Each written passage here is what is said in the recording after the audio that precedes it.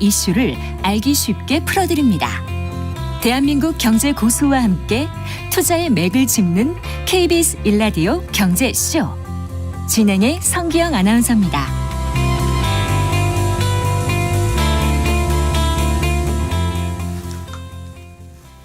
네, 4시 19분입니다. 미중 대리전으로 평가된 이번 대만 총통선거에서 민심이 중국이 아닌 미국을 선택했습니다.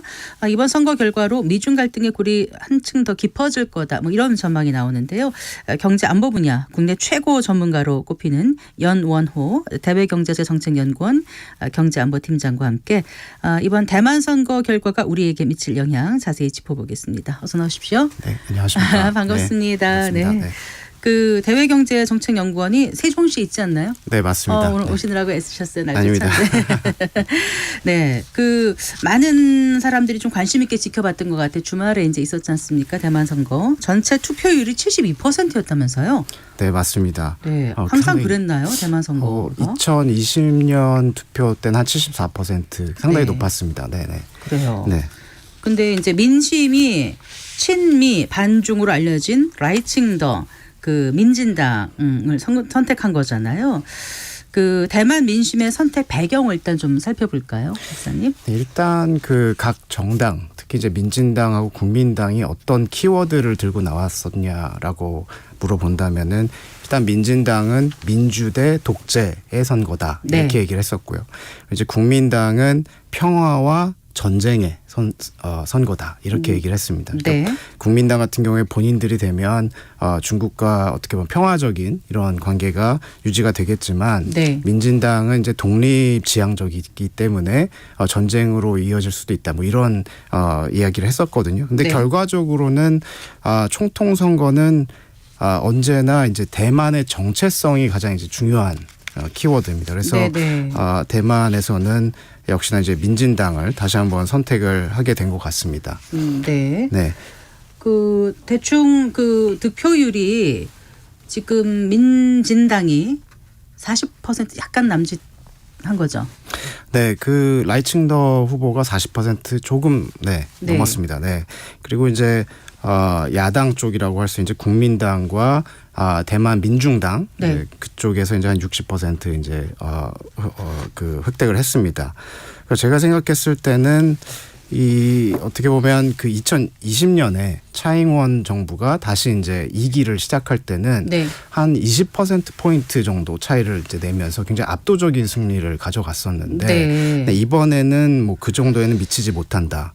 제가 생각했을 때는 좀 민진당 그 이 정부에 대한 피로감이 네. 대만 내에 좀 있었던 것 같고요. 네. 그리고 또 하나는 그 대만인이 그렇지만 그 대만인으로서의 정체성을 점점 더 강화하고 있는 것 같기도 하다라는 생각이 듭니다. 예를 들면 이번이 이 그 대만에서 민주 어떻게 보면 그 직접 선거를 채용한 이래 그 한 당이 세 번 연속 통치하게 된 네네 처음으로 그러니까 이제 두 통치하게 번씩 됐거든요. 나눠 가져서 맞습니다. 2000년에 민진당, 2008년 국민당. 네네.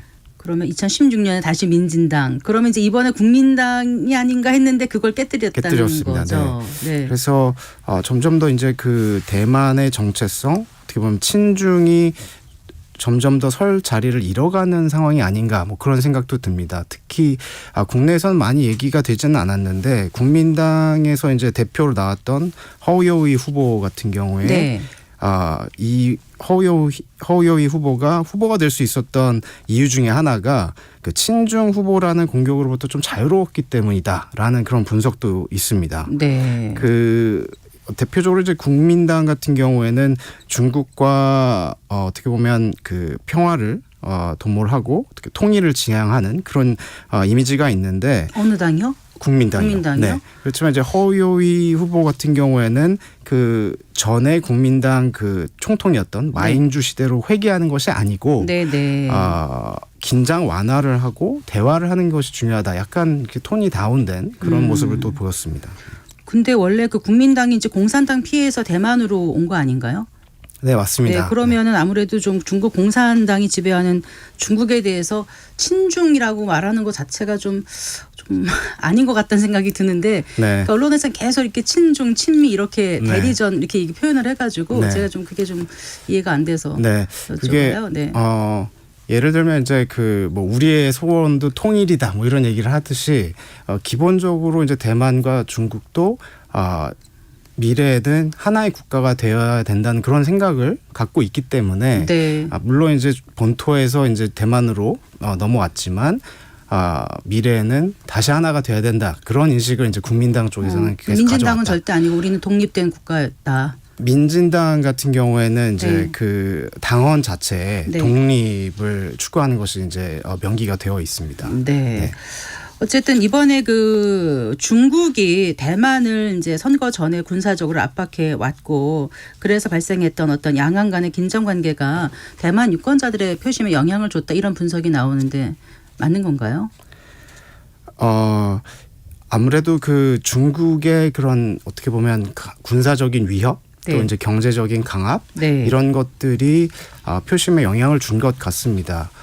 특히 2020년에 차이잉원 정부가 다시 이제 탄생을 할 때 네네. 보면 바로 직전에 이제 홍콩 사태가 있었죠. 네네. 홍콩의 민주화 운동이 네. 있었고 중국이 굉장히 강압을 맞아요. 했었는데 그것이 오히려 차이잉원 정부에게 득이 됐고 네. 이제 다시 한번 민진당 정부가 이제 탄생을 했었는데 이번에도 마찬가지로 그런 중국의 위협적인 모습이 대만 이 유권자들로 하여금 다시 한번 민진당을 좀 선택하게 하지 않았나 뭐 개인적으로는 그렇게 생각을 합니다. 네.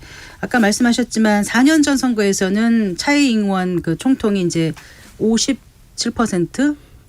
네, 그 정도. 그 득표율로 재선에 성공했는데 이번에 이제 라이칭더는 득표율이 40% 약간 넘지 않습니까? 네.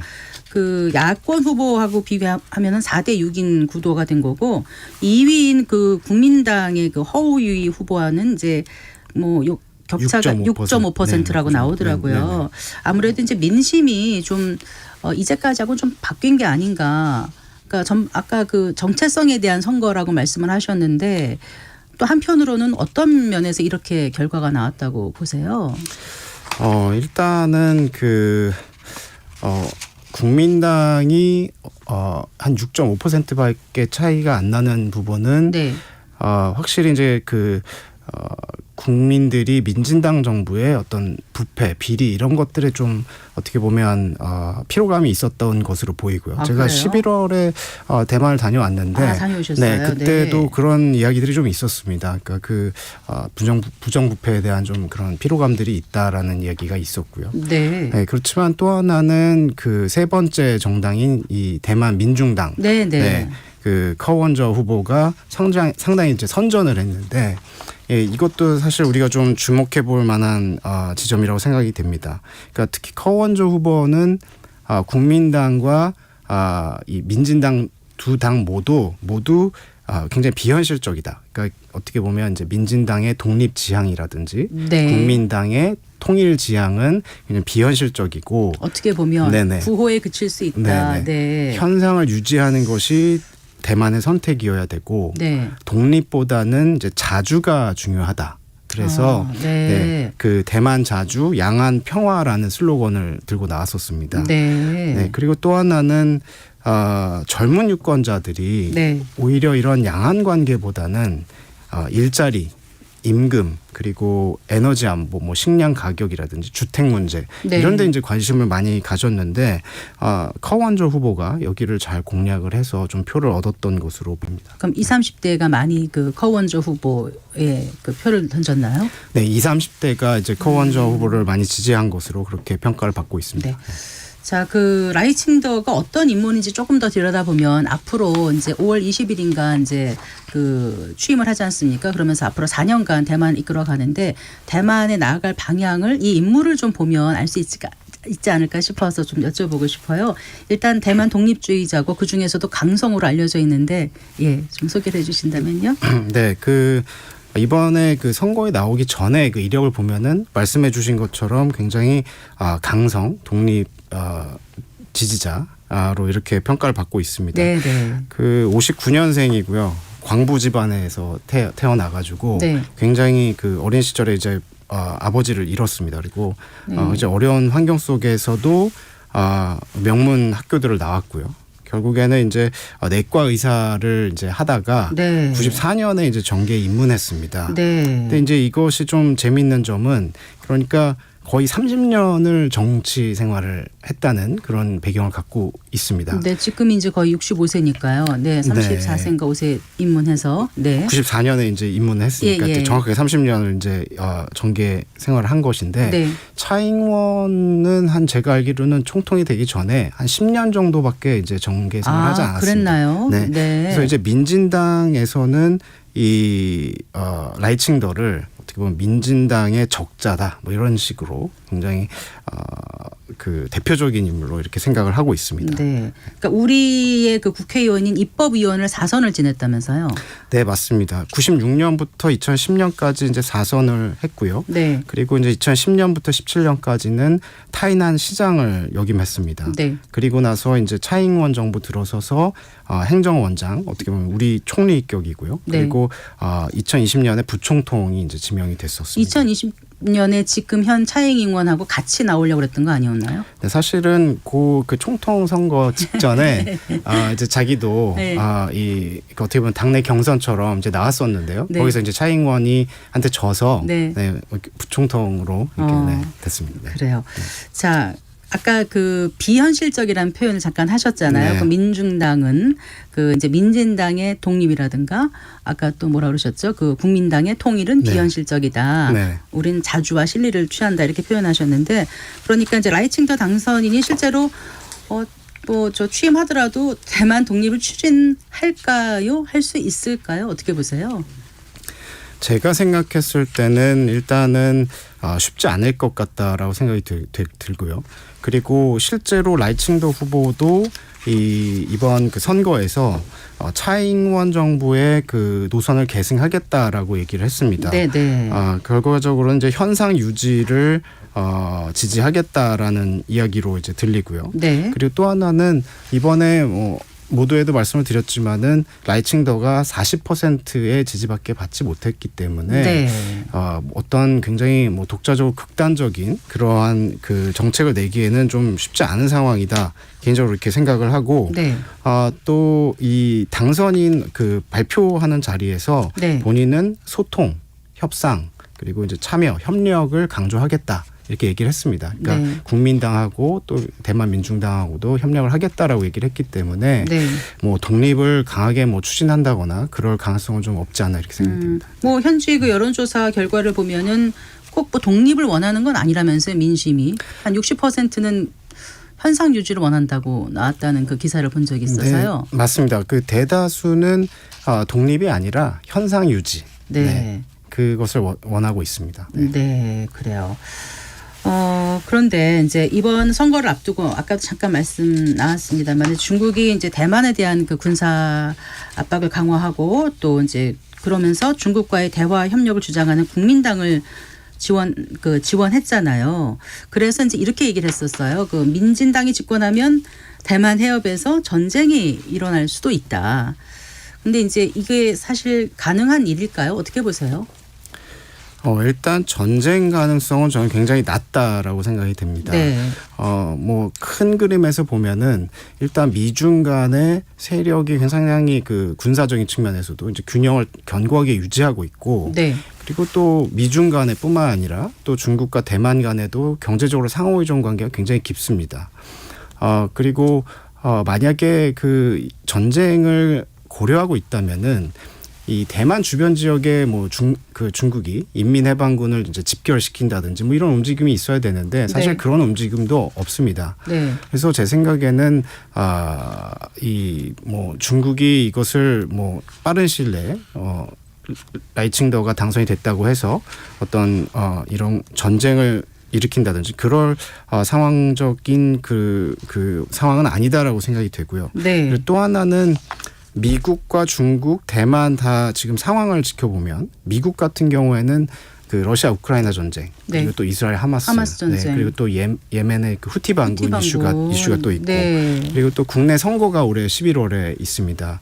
뭐 외부에서는 미국 경제가 상당히 좋은 것처럼 얘기를 많이 하지만 미국 내부에서는 굉장히 경제 문제가 안 좋다고 이제 생각을 하고 있거든요. 그래서 미국 입장에서도 대만이 섣불리 뭔가 극단적인 행동을 하는 걸 원하지 않고 중국도 극단적인 행동이 나서는 것을 원하지 않는 상황이고요. 네. 중국도 마찬가지로 필리핀과 그 남중국해에서 지금 대립을 하고 있고 네, 네. 또 미얀마 지금 그 이슈가 있습니다. 그 예. 중국하고 국경을 맞대고 있는 이제 미얀마 쪽에 이 그 반군과 정부군 간의 이슈가 있기 때문에 이런 것도 중국이 다뤄야 되고 또 우리가 알다시피 작년에 이제 중국 경제가 굉장히 안 좋았습니다. 그래서 이런 상황 속에서 중국이 또 다른 어떤 이런 분쟁이라든지 뭐 이런 걸 나서기 쉽지 않은 상황이다. 뭐 이렇게 생각이 됩니다. 어쨌든 중국으로서는 지금 입장이 좀 많이 좀 곤란하긴 할 것 같아요. 그러니까 전쟁이 일어날 수 있다라는 이제 위협을 높이면서 중국 쪽의 어떤 국민당을 좀 지지해 주길 바랬는데 이제까지 중국이 했던 그런 노림수가 이제 먹히지 않는 그런 상황이 됐다는 걸 이번 선거를 통해서 알게 된 것 같고요. 어쨌거나 그 말씀하신 민준당의 커원저 후보가 26%의 지지를 받았다. 그거는 이제 그 안에 그 실제 현실적인 문제, 그 경제 문제가 어떤 이제 원인이 된 것 같다라는 말씀하셨잖아요. 특히 이제 젊은 세대들의 일자리 문제라든가 여러 가지 문제요. 지금 대만 경제가 어느 정도 상황이기 때문에 이렇게 그쪽으로 좀 많이 갈까요? 명분보다는 이런 부분에. 사실 최근에는 대만 경제가 그렇게 나쁘지는 않았습니다. 네. 반도체 화랑이 있어서 경제 성장 측면에서 그렇게 나쁘지는 않았는데요. 네. 근데 이제 문제는 이 공급망 재편, 네. 그러니까 탈중국 이런 이슈들이 이 민진당 정부에 있으면서 이 대만 내부에서 이제 중국 투자 들어갔던 많은 부분들이 이제 밖으로 빠져나오고 또 그 중국에 투자했던 어떻게 보면 부유층들이 다시 대만으로 돌아오면서 네. 그 이런 타이페이 시내의 주거 문제, 그러니까 주택 가격 상승 이런 것들이 집에 굉장히 모자라는군요. 주택 가격 상승이 굉장히 이제 큰 이슈였습니다. 그리고 이제 청년층 일자리 이슈도 이제 있는데 실업률이 청년 실업률이 11%가 좀 넘는 것으로 제가 알고 있고요. 네. 그리고 임금 수준도 상당히 이제 낮은 편이어서 오히려 중국에서 2018년에 보면 대만을 어떻게 보면 포섭하는 경제적으로 포섭하기 위해서 31개의 어떻게 보면 그 이 선호 조치라고 할까요? 네. 대만 선호 조치를 내놨는데 그 중에 네. 하나가 이런 대만의 이 젊은 층이 중국에 와서 창업을 하고 일자리를 이렇게 주는 그런 조치들을 내놨습니다. 그래서 사실 일자리 문제는 물론 TSMC라든지 특정 분야에서는 대만이 잘하고 있지만 네. 그것을 제외하면은 좀 문제가 심각한 상황이다 이렇게 보여집니다. 네. 그 이제 대만 선거에 세계에 관심이 쏠리는 건 아무래도 이제 국제 정세 또 그 경제에 있어서 대만의 중요성 때문일 텐데 그 앞으로 그 안보 지형은 어떻게 바뀔 거라고 전망하세요, 박사님? 네, 일단은 그 대만에서 이제 라이칭더 후보가 당선이 됐고 미중 갈등 차원에서 우리가 이것을 지켜봐야 되는데 민진당 같은 경우에는 말씀 주신 것처럼 친미적인 성향이 강하고 하기 때문에 어떻게 보면 양안 관계에 있어서 갈등이 좀 고조될 수 있는 그런 환경은 구축이 된 것 같습니다. 그렇지만은 네. 당장 무슨 엄청난 그 상황 변화라든지 변동성이 생길 것 같지는 않고요. 네. 일단은 중국, 미국, 대만 모두 지켜보고 있는 상황이 아닌가 싶습니다. 특히 선거는 1월 13일이 이루어졌지만 그 총통 취임은 네, 5월 5월 20일. 네, 맞습니다. 네. 그러니까 이게 4개월 정도의 그 텀이 비어 있기 때문에 네. 제가 생각했을 때는 요 4개월 안에 누가 먼저 움직이는가를 좀 지켜보고 네.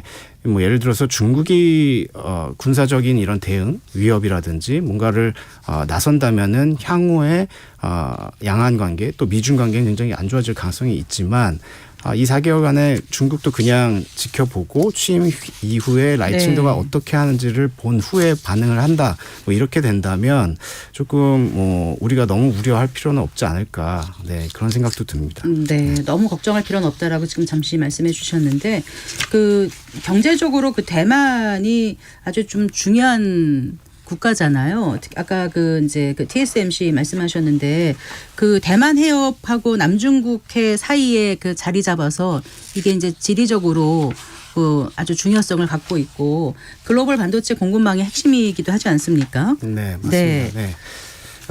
보통 이제 대만 이 이슈 또 이 양안 관계 이슈를 얘기를 할 때 한 두 가지 점에서 이제 중요성을 찾는데 첫 번째는 이제 물류 차원에서 네. 공급망 차원에서 굉장히 이제 중요하다라는 것이 하나고요. 그리고 또 하나는 반도체.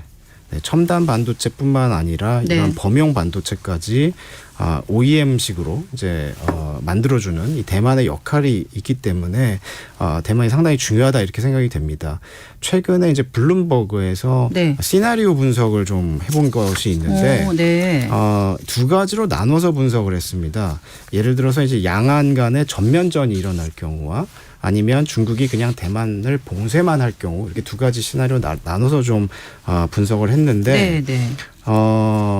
이 양안에서 전면적인 일어날 경우에는 세계 GDP가 한 10% 정도 그 정도요? 네, 타격을 받을 오. 것이라고 이제 예상을 했고요. 네. 네. 그리고 중국은 한 17%, 미국은 한 7% 정도 GDP가 이제 떨어질 것으로 이제 예상을 했습니다. 중국이 17%, 네. 미국이 7%. 네. 그리고 재밌게도 우리나라도 한 23% 정도 떨어질 것으로 이렇게 예측을. 잠깐만요. 네. 재밌는 게 아닌데요.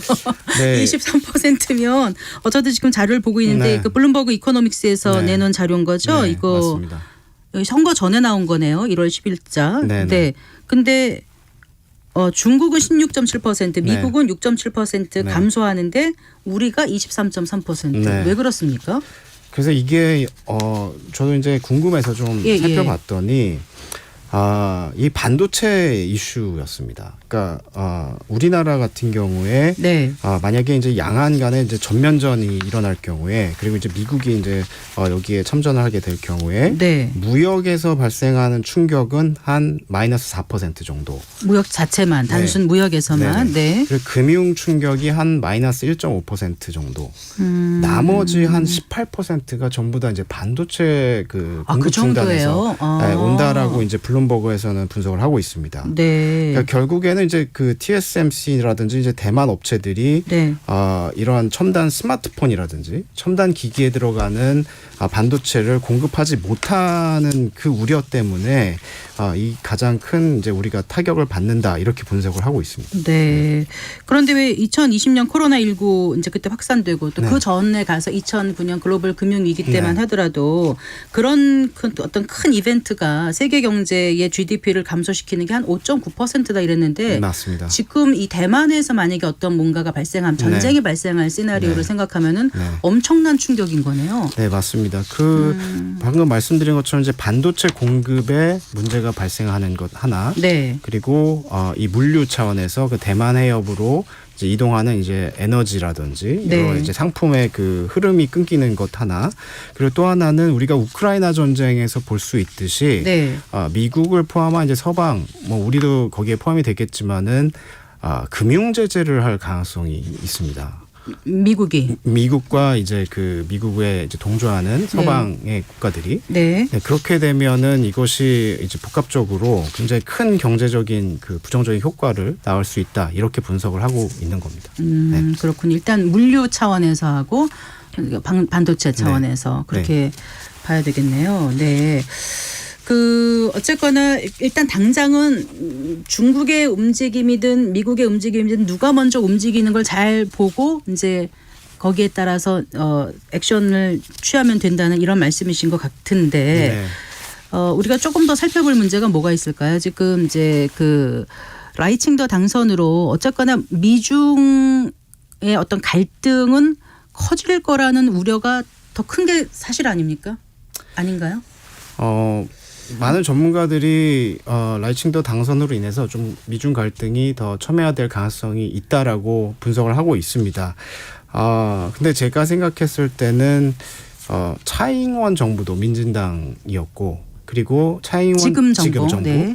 그리고 이제 지금 정부는 입법 그러니까 의회에서도 민진당이 과반수. 네. 네. 그런데 이제 우리가 지금 상황에 대해서 그렇게 많이 우려감을 얘기를 안 하면서 라이칭더 정부가 이제 탄생을 하면 일단은 지지율도 좀 낮았고 네. 입법 의회 같은 경우에도 과반수가 과반을 무너졌기 못했고, 때문에 네. 그렇기 때문에 오히려 조금 우리가 너무 우려할 필요는 없지 않나라는 게 이제 제 생각이고요. 그 과반을 못 차지한 게 왜 우려하지 않는 그 요인이 되는 거죠? 그러면 이제 특히 이제 민진당 정부가 미국과의 협력을 할 경우, 네. 예를 들어서 국방 예산 같은 것들을 짤 경우에 네.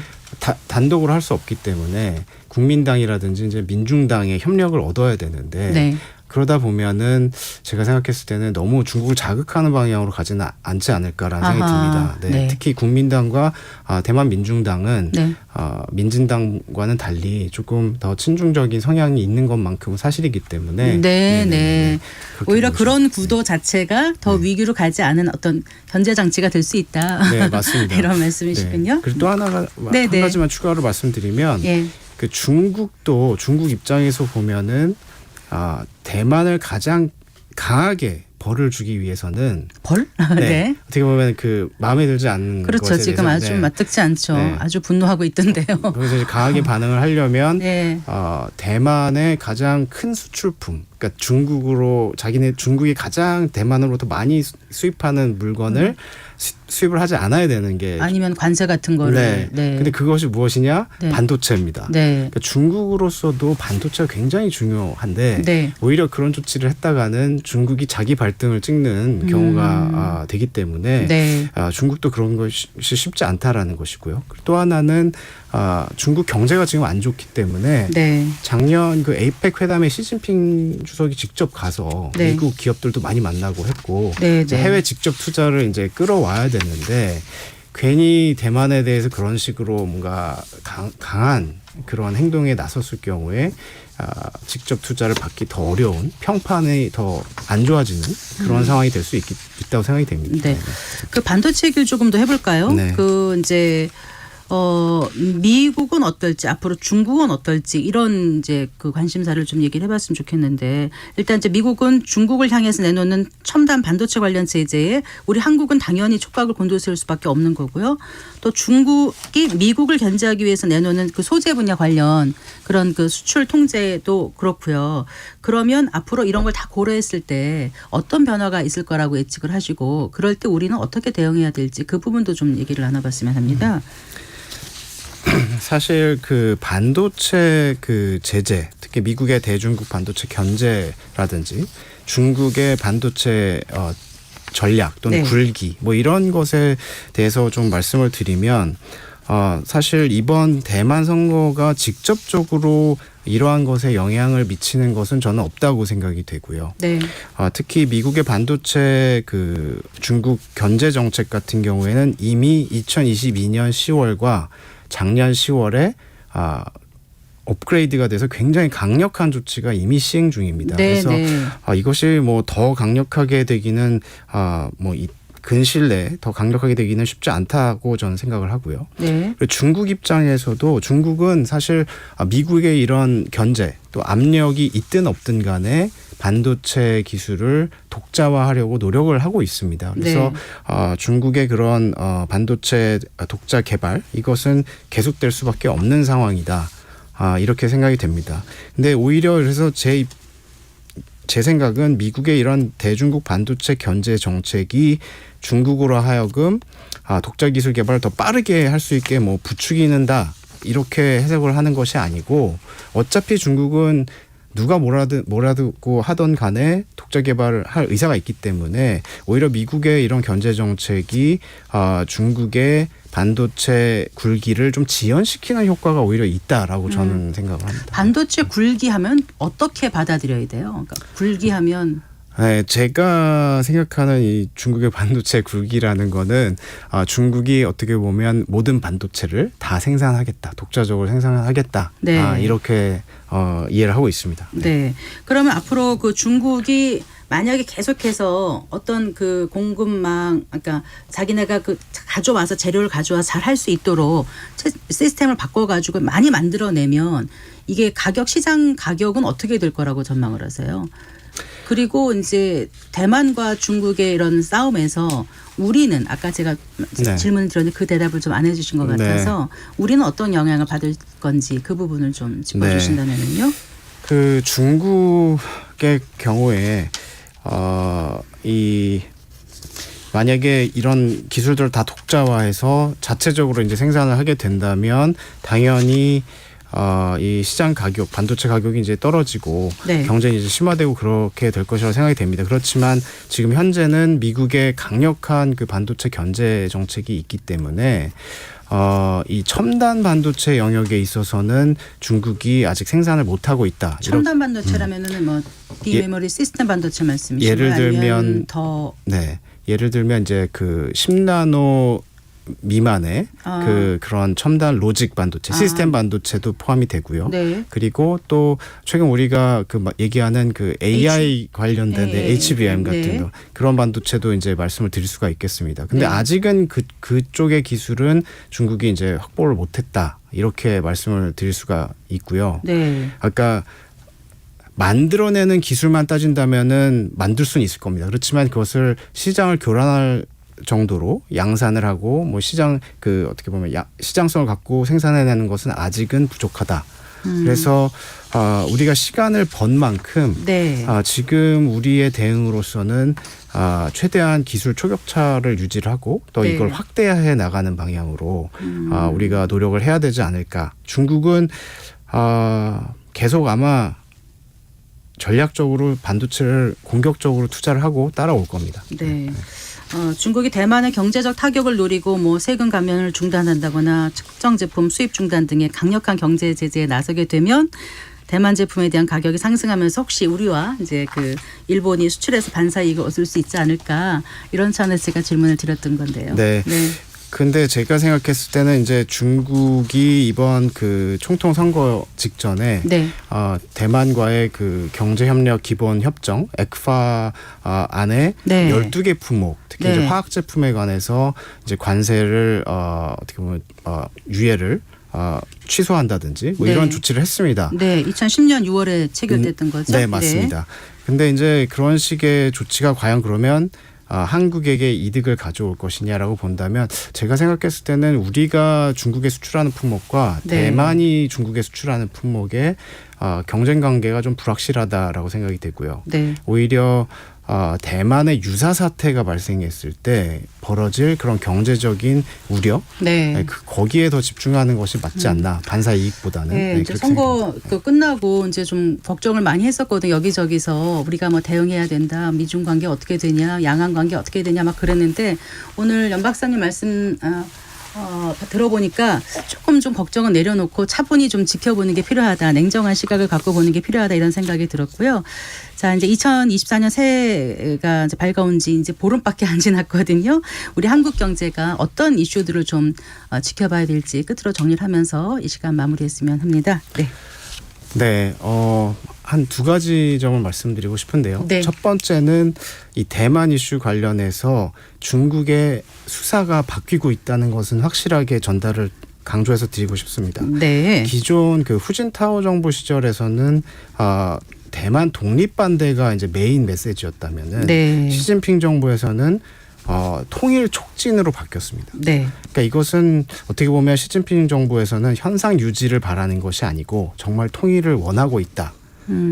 그렇게 생각이 됩니다. 그러니까 양안 관계의 이런 갈등, 긴장은 계속된다, 이렇게 보는 것이 맞고, 거기에 우리가 준비를 할 필요가 있다. 이미 미국 같은 경우에는 비즈니스 업계에서 많이 이것들을 이제 내재화했습니다. 리스크를. 예를 들면 네. 작년에 워렌 버핏 같은 경우에는 TSMC 주식을 전량 매각했죠. 네. 뭐 네. 그런 것들이 있었는데요. 그래서 그게 하나이고요. 네. 그리고 나머지 하나는 역시나 올해 11월에 있을 미국 대선. 11월 3일인가요? 네. 그 트럼프가 다시 돌아오느냐 네. 아니냐 이것이 굉장히 중요한 이슈가 될 것 같습니다. 트럼프 그 이번 2기의 정책 공약들을 살펴보면은 굉장히 보호주의적이고 네. 이 보조금을 더욱더 활용하는 그러한 정책들로 이제 가득 차 있기 때문에 이런 것들이 우리에게는 좀 미리 좀 준비할 필요가 있지 않나 이런 생각이 듭니다. 네. 예, 친미 방중을 택한 대만 총통 선거가 앞으로 우리 경제와 안보에 미칠 영향이 어떤 것인지에 대해서 오늘 얘기 나눠봤습니다. 긴 시간 말씀 잘 들었습니다. 고맙습니다. 네, 감사합니다. 네, 연원호 대외경제정책연구원 경제안보팀장과 함께했습니다. 마칠 시간 다 됐습니다. 네, 5시에 KBS 1라디오 뉴스 들으시고요. 이어지는 5시 5분부터 뉴스 레터 K 7시까지 계속 함께해 주시기 바랍니다. 네, 성기영의 경제쇼 오늘 순서 여기까지입니다. 저는 아나운서 성기영이었습니다. 고맙습니다.